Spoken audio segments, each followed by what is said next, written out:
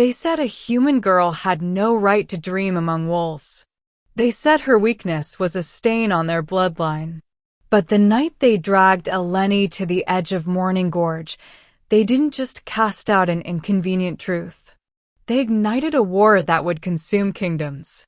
As she plummeted into the storm-swollen river below, they believed her story ended with the fall. They were catastrophically wrong. Destiny doesn't drown in dark water. It crawls, bleeding and broken, onto the shores of the one king even death hesitates to claim. This is the story of how a discarded human became the heart of a dynasty and brought the most feared alpha king to his knees. The rain on the edge of Morning Gorge didn't fall. It attacked. It lashed against Eleni's face like 1,000 frozen needles, plastering her crimson dress to her shivering body.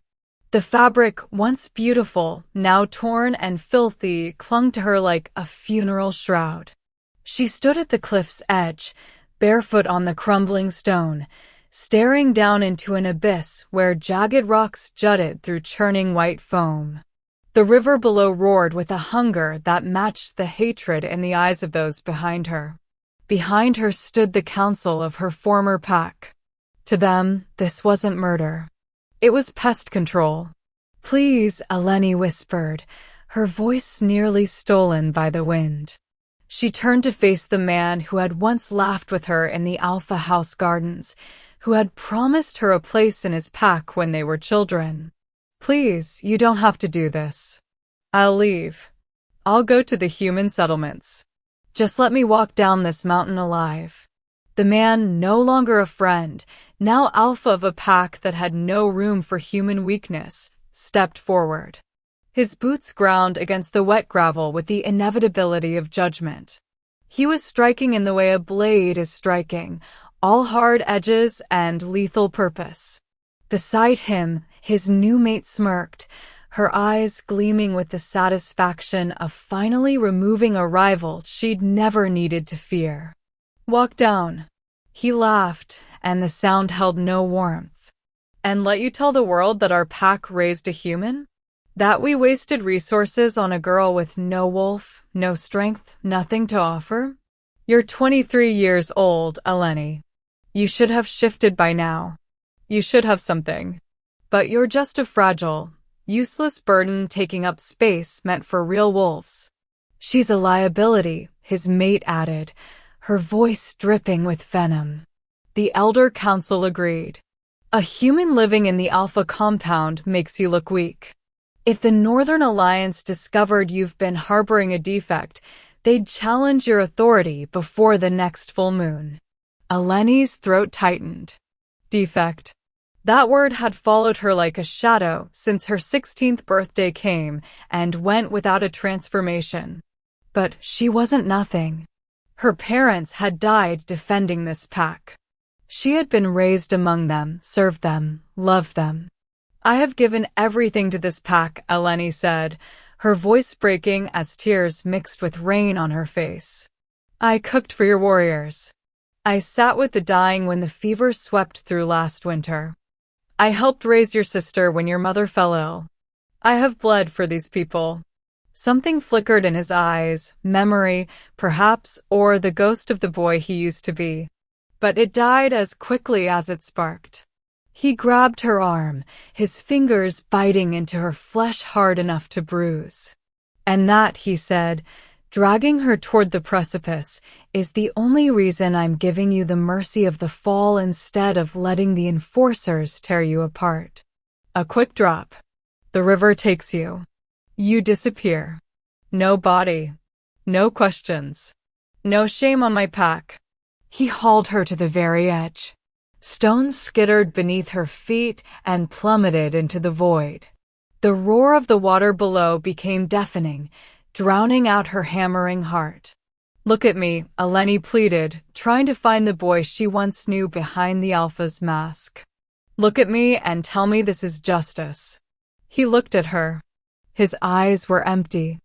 "Justice," he said softly, almost gently. "This isn't justice, Eleni. This is survival. The pack comes first. It always has. You were just too weak to understand that. His hand released her arm, and then he pushed. Not hard. He didn't need to. Gravity did the rest. Eleni's scream was swallowed by the storm as she fell backward into nothing. The world became a spinning chaos of rain and rock and sky. Her body struck stone once, twice, pain exploding through her ribs, her shoulder, her skull. Then the river claimed her, dragging her down into freezing darkness. The pack watched from above until they could no longer see her crimson dress in the black water. Then they turned and walked away, confident they had buried their shame at the bottom of Morning Gorge. They had no idea what they had just unleashed. Because miles downstream, where the river crossed into the forbidden territory of the Redwood Kingdom, where even wolves feared to tread, Eleni's broken body would wash ashore. And there a white wolf pup with eyes like winter storms would find her. And nothing would ever be the same. But before we dive in, I need to ask you something that truly matters to me. If you've enjoyed my stories before, or if you're here hoping this one will move you, please don't leave without subscribing. Without your subscription, YouTube buries everything I create. The people searching for stories that make them feel something, stories about resilience, love, impossible choices, they'll never find them. Because the algorithm decided I wasn't worth showing. I'm not asking for money. Just 30 seconds to hit that subscribe button so others can discover these stories too. I pour everything I have into every word, every character, every chapter. And knowing I could reach someone who desperately needs it but won't because you didn't click, that genuinely breaks my heart. Please subscribe. It costs you nothing, but to me, it means someone believes these stories matter. Now, let's continue.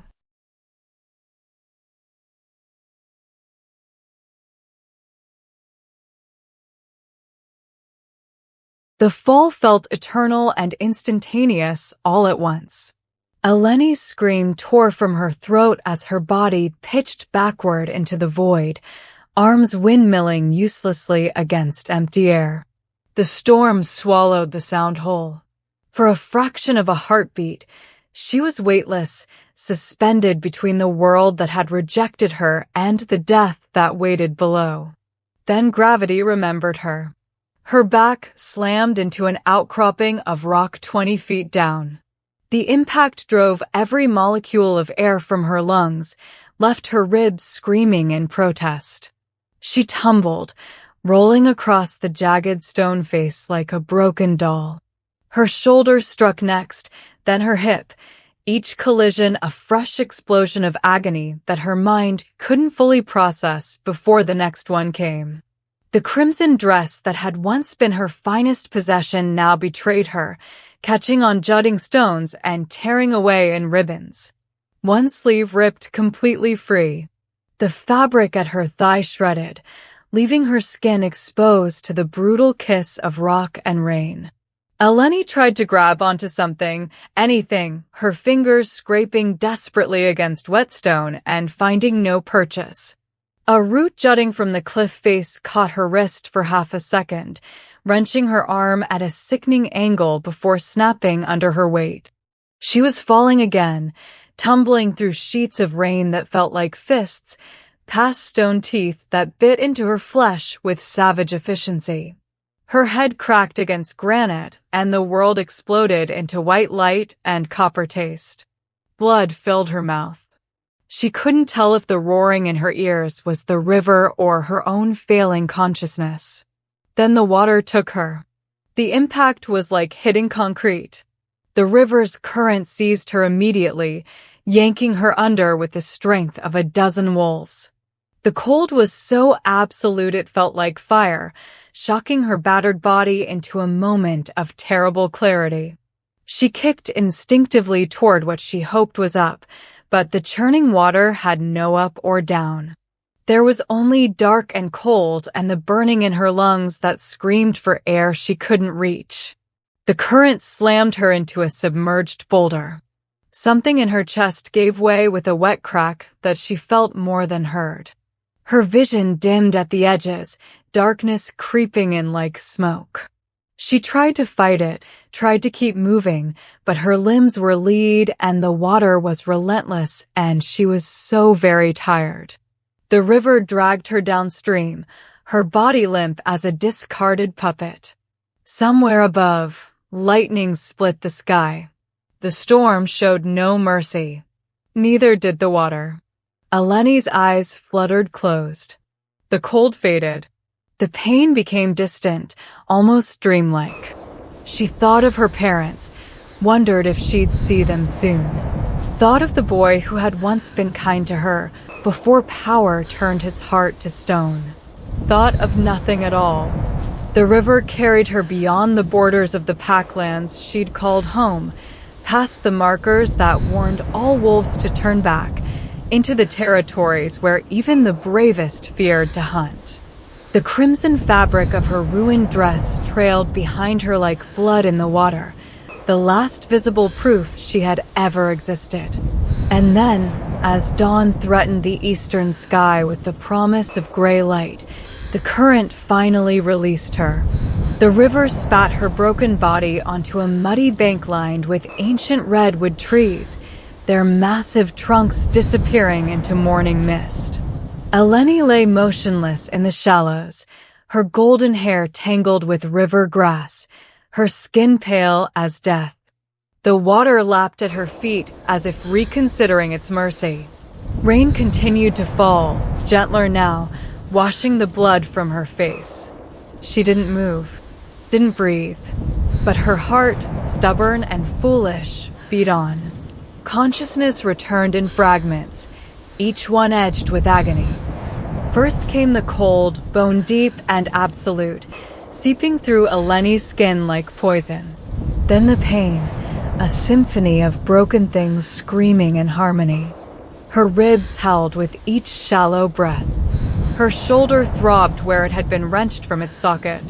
Every inch of her body cataloged its injuries in exquisite detail. She forced her eyes open. Mud. Gray sky. The skeletal branches of trees she didn't recognize reaching toward clouds heavy with the promise of more rain. The air tasted different here, wilder, older, threaded with something that made the hair on her neck try to rise despite the wet and cold. Move. The thought came from some primal place deeper than reason. Move or die here. Eleni's fingers dug into the muddy bank. She pulled, dragging herself forward an inch. Then another. Her legs were useless, refusing to obey. She clawed at the earth, leaving bloody furrows in the soil, hauling her broken body away from the water's edge one agonizing handful at a time. 5 feet from the river, her strength gave out. She collapsed face first into the mud, gasping like a landed fish. Her vision swam. The world tilted and spun. She tasted copper and river water and her own defeat. This was it then. She'd survived the fall and the river only to die alone on a foreign shore, her body food for scavengers. The pack would never even know she'd made it this far. Through the gray haze clouding her vision, Eleni became aware of something watching her. She turned her head, the movement sending fresh lightning through her skull. 20 paces away, half hidden in the morning mist, stood a wolf. No, not a wolf. A pup. He was small, perhaps 6 or 7 in human years, with fur as white as fresh snow and eyes the color of a winter storm. He stood perfectly still, watching her with an intensity that seemed wrong for something so young. There was no curiosity in that stare, no playfulness, only a vast, ancient wariness that belonged to someone who had learned too early that the world was full of teeth. Eleni tried to speak. Her voice came out as a broken rasp. Please. The pup didn't move, didn't flee, didn't approach.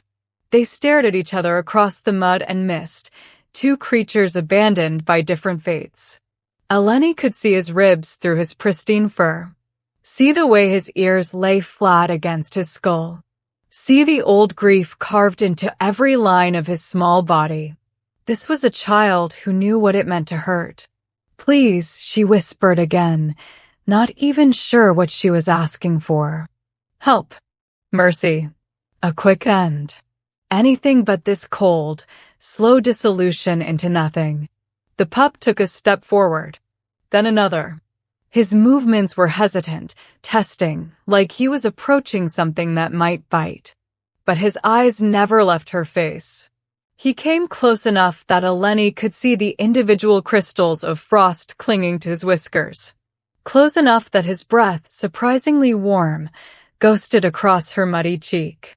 Close enough to kill her with a single bite if he chose. Instead, he sat down beside her broken body and pressed his small form against her side. The heat of him was shocking. Eleni's eyes burned with tears she didn't have the strength to shed. The pup made no sound, didn't whine or growl or make any of the noises young wolves usually made.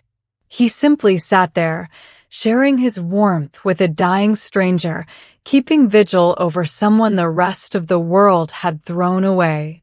In the distance, barely audible over the whisper of wind through ancient trees, came the sound of approaching footsteps. Heavy, measured, inevitable. The pup's ears perked forward, but he didn't leave her side. Someone was coming, and Eleni, trapped between unconsciousness and oblivion, could do nothing but wait to see if her story would end here on this muddy bank, or if fate had one more cruel twist waiting in the mist. The footsteps stopped 3 paces away. Eleni couldn't lift her head to see who had found them. She could only stare at the mud inches from her face and listen to the sound of breathing, deep, controlled, utterly devoid of mercy.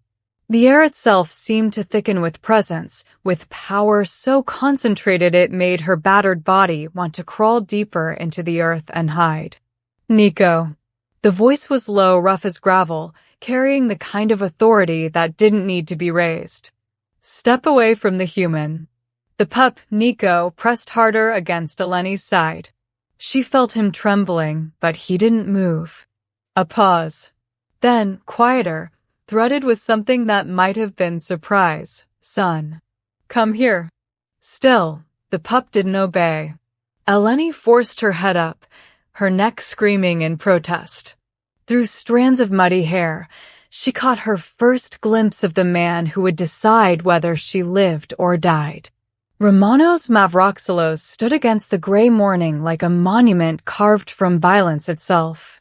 He was tall, taller than any wolf she'd ever seen, broad-shouldered and powerfully built, dressed in dark clothing that seemed to drink in what little light the dawn offered. His face was all harsh angles and brutal beauty, with a jaw that looked carved from stone and eyes the color of amber burning in shadow. A scar ran from his left temple down to his cheekbone, stark white against bronze skin. But it was his eyes that held her. Ancient. Merciless. The eyes of something that had killed so many times it no longer counted. Those eyes studied her with the clinical detachment of a predator deciding if carrion was worth the effort. A trespasser, he said, not to her but to himself, assessing. Human. Female. Barely alive. His gaze moved over her injuries with practiced efficiency. Thrown from height. Swept downstream by the river. From the Morning Gorge territory, if I'm not mistaken. He crouched down, moving with a lethal grace that made Eleni's prey instincts shriek despite her broken state. Up close, she could see the gray threading through the dark hair at his temples, could smell the scent of pine and smoke, and something wild that made her lungs constrict. "Do you know where you are, little human?" His voice was almost conversational, almost kind. It made him more terrifying, not less. Eleni's lips moved. No sound came out. "The Redwood Kingdom," Romanos continued, answering his own question. "My territory. Where trespassers are executed on sight, regardless of their condition or circumstances. It's a simple law, an old law, one that keeps my borders secure and my people safe from those who would test them. He reached toward her, his hand large enough to crush her skull. Eleni closed her eyes, too exhausted even to flinch. The pup snarled. It was a small sound, reedy and unpracticed, nothing that would make a grown wolf pause. But Romanos's hand froze mid-motion. His eyes snapped to his son. Nico had placed himself between Eleni and his father, his small body rigid, his lips pulled back to show milk teeth that couldn't threaten anyone. The pup was shaking so hard his legs could barely hold him, but he didn't back down. Nico.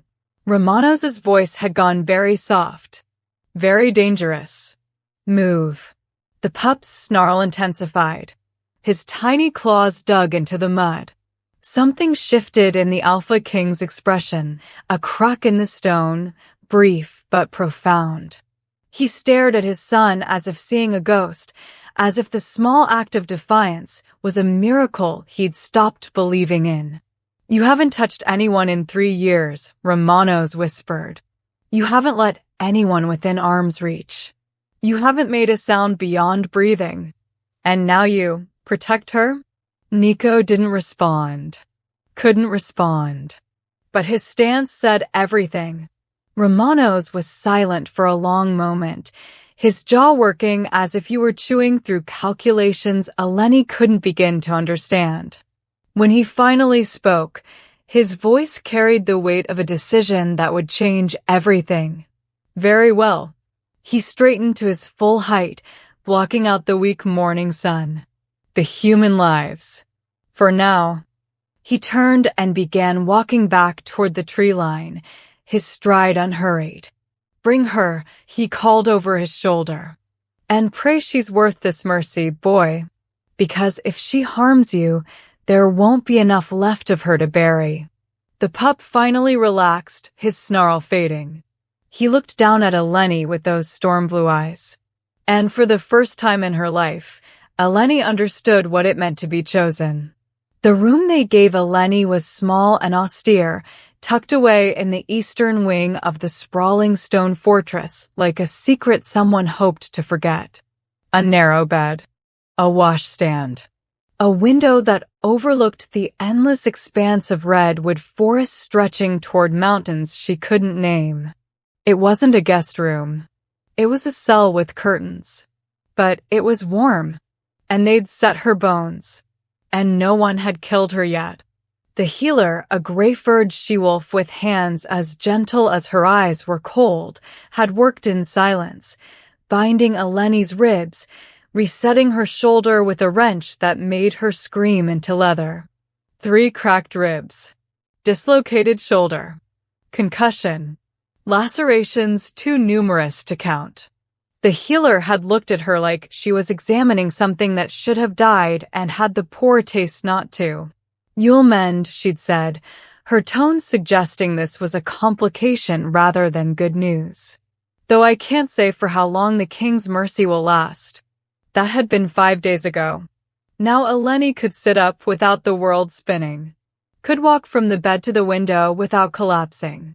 Could feel her body knitting itself back together with the stubborn resilience that had kept her alive this long. But it was the pup that kept her fighting through the pain. Nico came every day. Sometimes 3 times a day. He would appear at her door without warning, a small white ghost padding silently across the threshold. At first, he would only sit in the corner and watch her with those bottomless blue eyes, saying nothing because he couldn't, asking nothing because he'd learned that asking led to disappointment. Eleni didn't push, didn't reach for him, didn't try to coax words or smiles or anything he wasn't ready to give. She simply existed in his presence, moving slowly so as not to startle him, humming old songs her mother had taught her when her body ached too much for silence. On the 3rd day, he'd moved closer, sat beside the bed instead of across the room.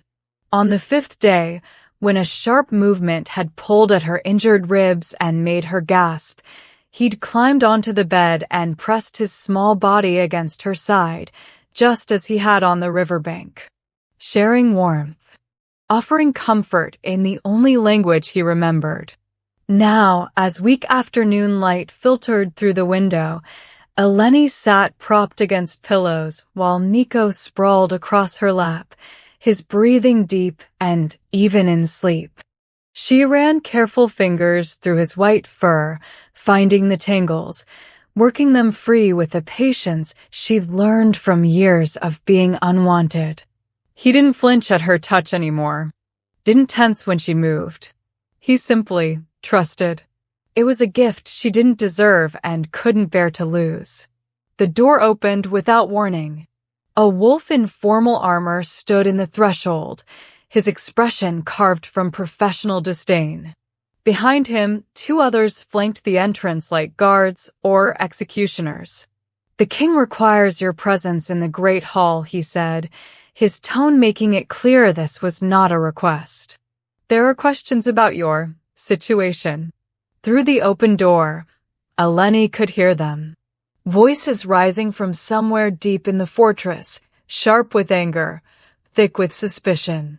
Words like abomination and insult and tradition echoed up stone corridors like accusations. Nico stirred in her lap, his ears flattening at the sound of the raised voices. His small body tensed, trembling. "It's all right," Eleni whispered, though her heart hammered against her healing ribs. She knew what this meant.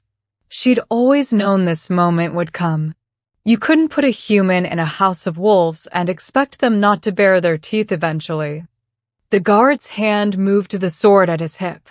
"Now, human, before the king's patience wears through." Eleni looked down at the pup in her lap, at the child who'd chosen her when the entire world had chosen to let her die. She thought of her parents, who'd taught her that worth wasn't measured in strength. She thought of the pack that had thrown her away like trash. She thought of Romanos Mavroxylos, whose mercy hung over her head like an executioner's blade. And then, moving carefully so as not to disturb the sleeping pup, Eleni stood. Her body screamed in protest, but she straightened her spine and lifted her chin. If they wanted to condemn her, they'd have to look her in the eyes when they did it. "Lead the way," she said. The guard's expression didn't change, but something flickered in his eyes that might have been respect. Or pity. Eleni found him in the Hall of Echoes 3 nights running, always in the hours when darkness pressed heaviest against the palace windows. The first night, she'd been sleepless, wandering corridors she had no permission to walk. She'd heard it then, a sound like stone breaking, raw and terrible. When she peered through the colonnade, she saw Romanos alone among the marble pillars, his wings mantled in shadow, his head bowed as if the crown itself had finally broken him. She should have left. Every instinct of self-preservation screamed at her to retreat to her chambers, to remember she was nothing here, a castaway, a curiosity, barely tolerated in a court that viewed her kind as little more than myths made flesh. But something in the curve of his shoulders, the way he stood so utterly alone in that vast space, rooted her feet to the floor. The second night, she came deliberately, found him in the same place, staring at a mosaic that depicted some great victory she didn't understand. His hands were clenched at his sides, and she realized with a shock that he was trembling. A king. Trembling like a man who'd lost everything and was only now understanding the breadth of that loss. "You haunt these halls like a ghost." His voice cut through the silence without him turning. "Is that what you are, human? Another specter come to remind me of my failures." She stepped into the light. "I'm real enough. More real than whatever phantoms you're speaking to in the dark." He turned then, and the look in his eyes nearly undid her. There was grief there, and rage, and something so bone-deep weary it made her chest ache.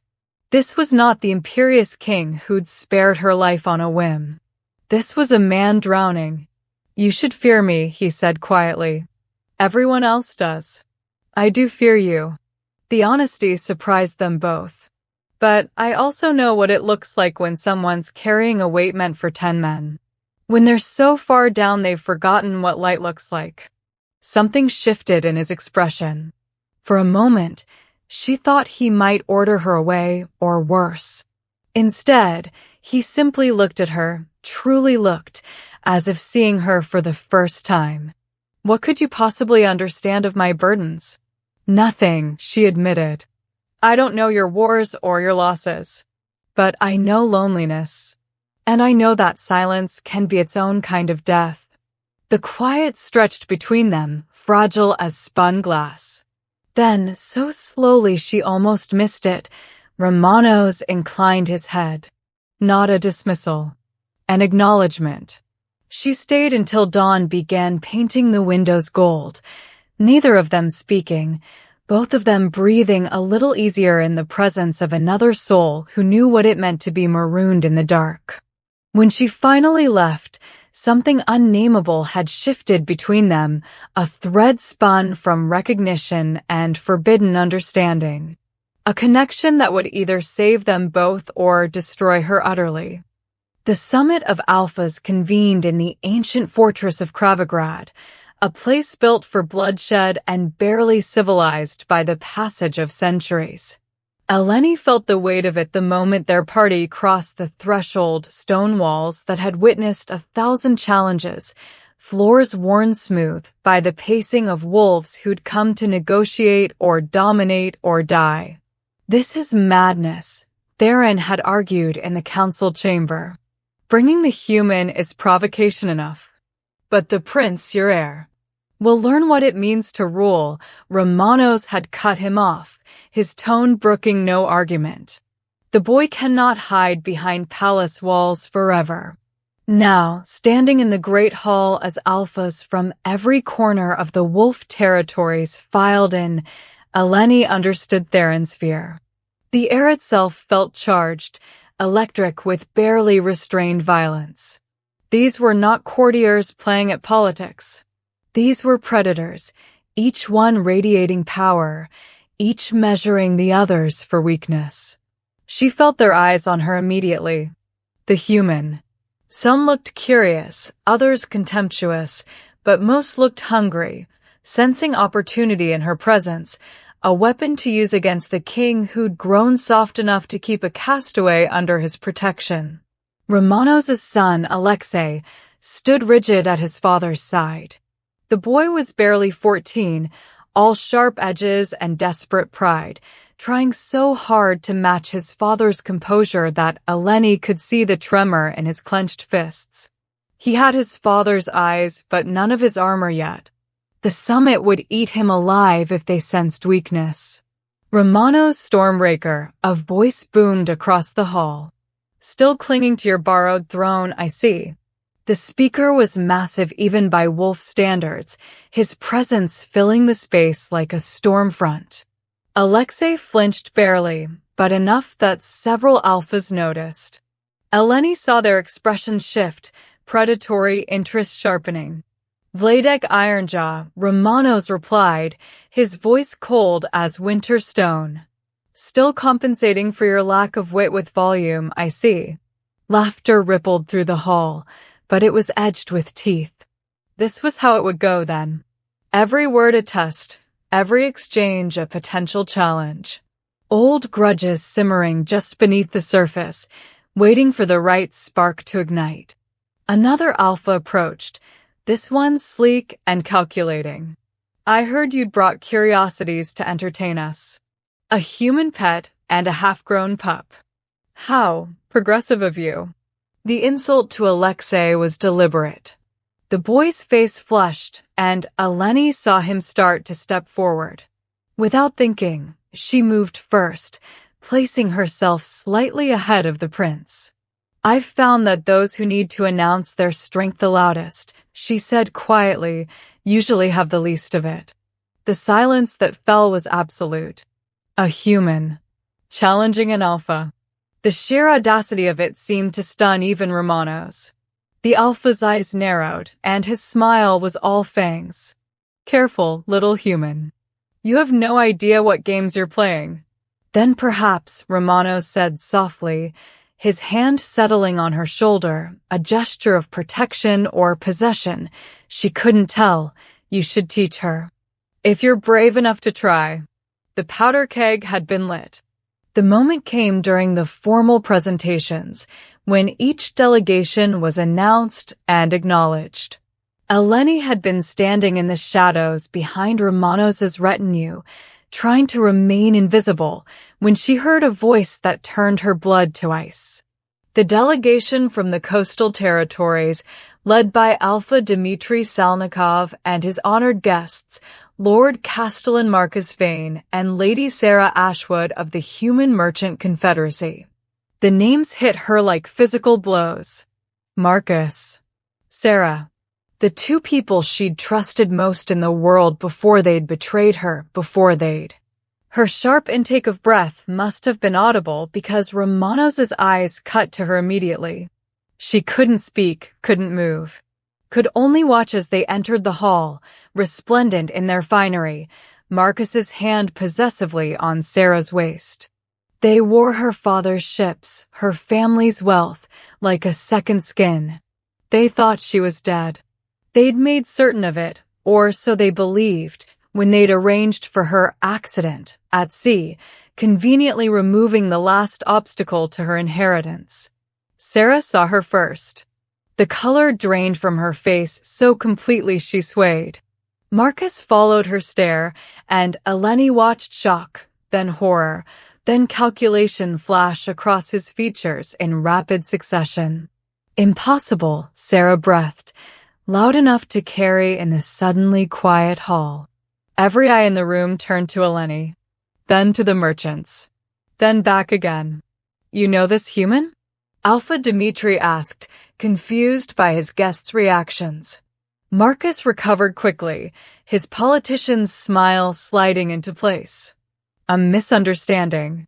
Someone who resembles Eleni Thanos," she said clearly, stepping forward into the light. "Daughter of Cyrus Thanos, whom you murdered. Heir to the Thanos fleet, which you stole. The woman you paid sailors to drown and feed to the sea." The accusations hung in the air like drawn blades. Sarah actually stumbled backward, and Marcus's mask finally cracked, revealing the desperate man beneath. "This is absurd," he tried.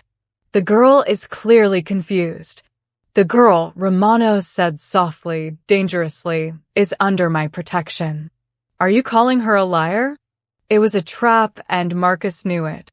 To call her a liar was to insult Romanos' judgment. To acknowledge the truth was to confess to murder and theft. "This is an internal human matter," Alpha Dmitry interjected, clearly wishing to avoid the political quagmire opening before him. "It has nothing to do with." "It has everything to do with this summit," another Alpha called out, Vladek Ironjaw, sensing blood in the water. "Dmitry harbors criminals in his delegation. Murderers who conspire against their own kind." "What else does he harbor? What other treacheries?" The hall erupted. Accusations flew. Alliances fractured along old fault lines. Dmitry turned on Romanos, fury in his eyes. "You knew," he snarled. "You brought her here to humiliate me, to undermine my standing." "I brought her," Romano said, his voice cutting through the chaos like a blade, "because she is mine. And anyone who harms what is mine answers to me." The declaration was possessive, absolute, and utterly incendiary. Dmitry's hand went to his blade. War had just become inevitable. The fortress at Redwood became a place of steel and strategy in the days following the summit.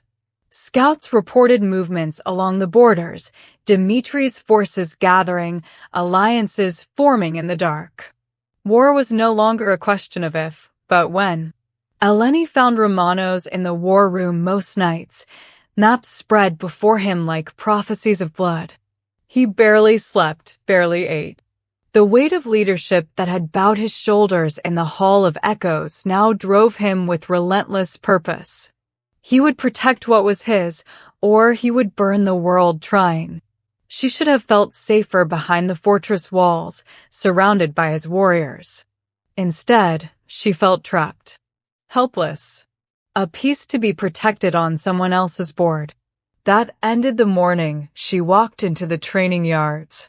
No, Theron said flatly when he saw her. Absolutely not. Teach me, she replied, her voice steady despite the tremor in her hands. I won't be carried through this war like baggage. I won't hide while others die for me. You're human. You don't have our strength, our speed. Then I'll be faster. Smarter. I'll fight dirty if I have to. She picked up a practice blade, testing its weight. You don't have to make me a warrior. Just make me dangerous enough that I'm not prey. Something in her eyes must have convinced him, because after a long moment, he nodded. You'll bleed. You'll break. And you'll keep going anyway. I've been doing that since the day I washed up on your shores. The training was brutal. Her body, soft from weeks of palace life, rebelled against the punishment. She learned to move with a blade, to anticipate, to use an opponent's strength against them. Theron showed no mercy, and she asked for none. Every bruise was a lesson. Every failure fuel. Romanos found her in the yards on the 5th day, bleeding from a split lip, her practice blade finally having found its mark against Theron's defense. You should be resting, he said, but there was something in his expression, approval, perhaps, or recognition. I'm done being helpless. He studied her for a long moment, then drew his own blade. Again. They trained until sunset painted the sky crimson. He was merciless, exploiting every weakness, but she learned more in that hour than in all the days before. When she finally disarmed herself, chest heaving, he actually smiled. You'll never be a wolf, he said, but you might survive like one. Meanwhile, Alexei grew stronger under the shadow of impending war. The boy who'd flinched at the summit now stood straighter, trained harder, his father's example forging him into something sharper. But Eleni saw the fear he hid, the desperate need to prove himself worthy. She found him alone one evening, practicing forms until his hands bled. Your father doesn't need you to be perfect, she said quietly. He needs you to survive. The boy's facade cracked. What if I'm not strong enough? What if? Then you get stronger. One day at a time. That's all any of us can do. But at the borders, darker news arrived. Dimitri's forces weren't just gathering, they were being joined by others. Mercenaries. Outlaws. And something else, whispers said.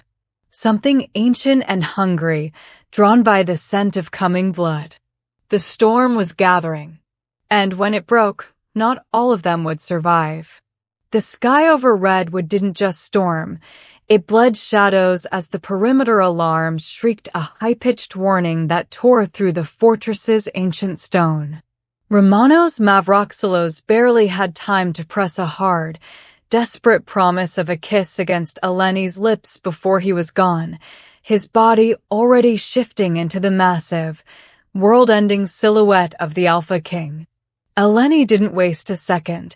She scooped up Tovius, the small white pup trembling against her shins, and sprinted toward the panic room. The air was thick with the copper scent of blood and the terrifying ozone of 100 shifting wolves as Gavriel's mercenaries breached the stronghold. She was inches from the steel door when the darkness at her back lunged. A hand tangled in Eleni's hair, yanking her head back with a violence that sent her sprawling onto the freezing floor. Gavriel stood over her, his face a mask of mud and ego, the silver pistol in his hand aimed directly at her chest. Did you really think I'd let a human humiliate me and live? He sneered, his finger tightening on the trigger. Tovius, seeing the woman who had brought laughter back to his silent world in danger, let out a high-pitched snarl and launched his small body at Gavriel's leg. The alpha simply kicked him aside, sending the pup crashing into the masonry with a sickening thud. Something snapped inside Eleni. The girl who had been thrown off a cliff like trash died in that moment, replaced by a maternal fury that burned hotter than any wolf's fire. She didn't have claws, but she had the silver letter opener she'd snatched from the desk, and she buried it deep into Gavriel's thigh. He roared in agony just as the wall behind him disintegrated into dust. Romanos exploded through the stone, a void of black fur and unadulterated rage. He didn't just fight, he destroyed, his jaws clamping around Gavriel as he shook the intruder like a rag doll. In the sudden, ringing silence that followed the carnage, Romanos shifted back, his skin blood-soaked as he fell to his knees beside Eleni and the pup. It was then that the miracle happened. Tovius stirred, his golden eyes finding Eleni's tear-streaked face. "Mama," he croaked, the word scratchy from years of disuse, but echoing with absolute clarity through the ruined hall. Romanos froze, his own tears mixing with the blood on his cheeks as he realized the human woman had not only survived the fall, she had finally brought his son home to the heart of Redwood. The battlefield stank of blood and smoke, and Eleni couldn't stop shaking. Not from fear, that had burned away in the white-hot crucible of survival, but from the aftermath, from the understanding of how close they'd all come to annihilation. Dmitri was dead, struck down by Romanos in single combat that had been more butchery than battle. Marcus and Sarah sat in chains in the dungeon, their borrowed wealth and stolen lives stripped away. The mercenaries had scattered, and the ancient things that had come creeping from the deep woods had been driven back, though at terrible cost. Victory, they called it. But the pyres burning at the edge of the forest told a different story. Romanos found her standing at the ramparts as dawn broke over the scarred landscape. He looked like death itself, covered in blood, his armor dented, exhaustion carved into every line of his face. But he was alive. They were alive. "A ship can be arranged," he said quietly, and something in his voice made her chest constrict. "Safe passage to any port you choose. Gold enough to reclaim what was stolen from you, to rebuild your father's fleet. Your enemies are defeated.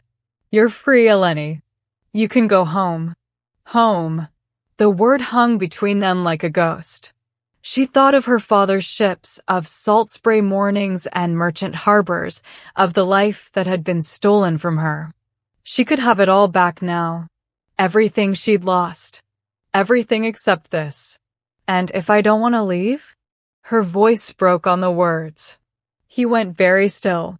For a long moment, he didn't speak, and when he did, the words came out raw, unarmored.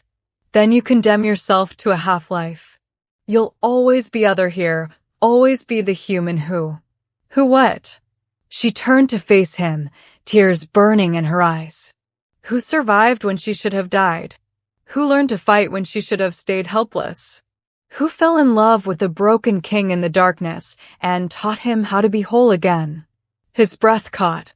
"Eleni, you claimed me before the summit," she said, and now the tears were falling freely. "You went to war rather than let them take me.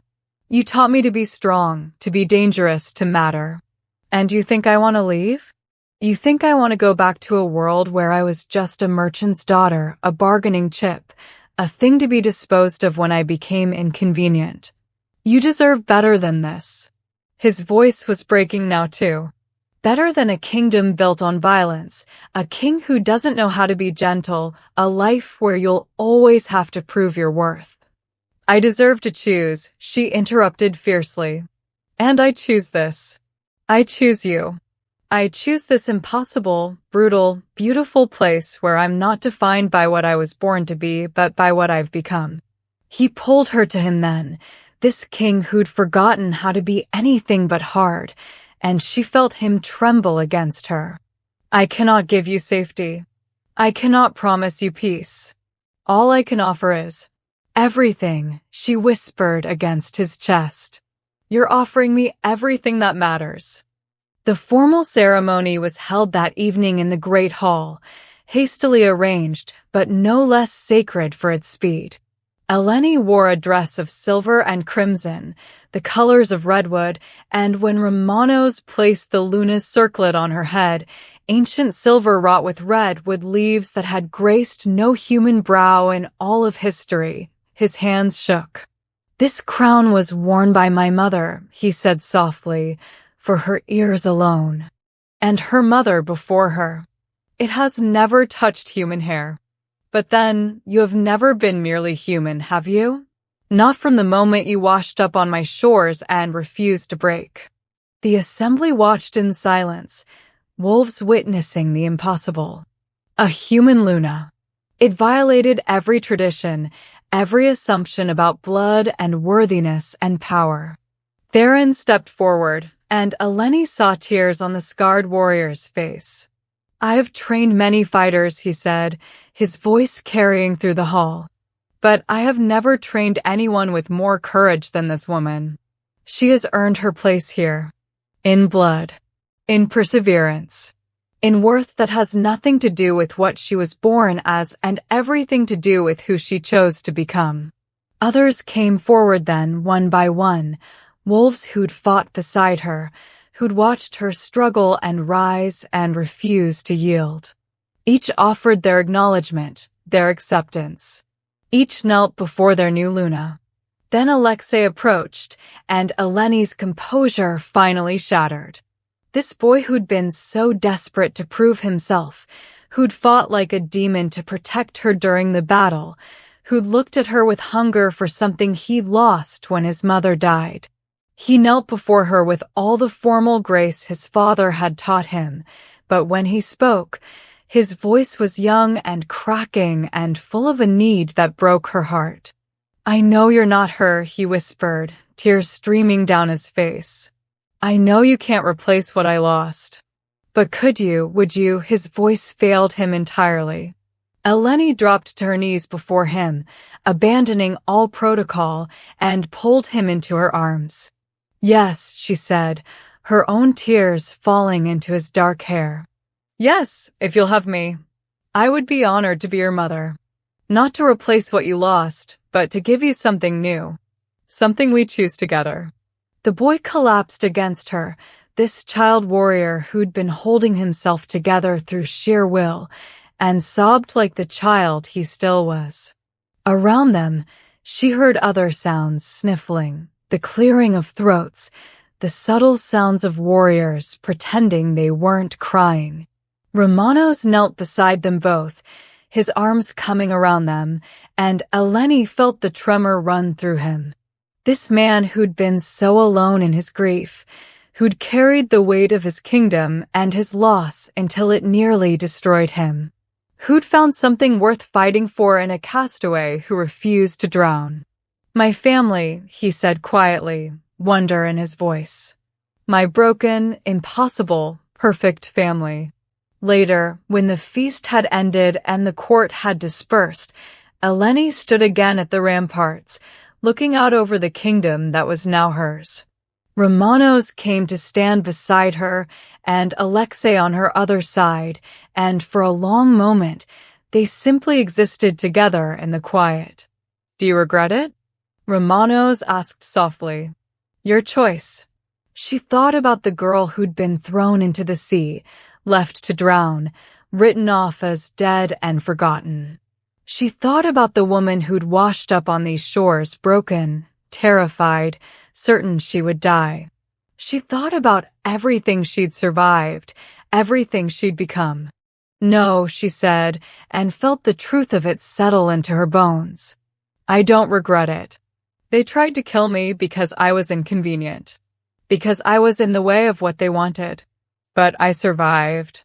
I survived, and I found something they'll never understand. I found worth that has nothing to do with blood or birth or what I was supposed to be. I found home.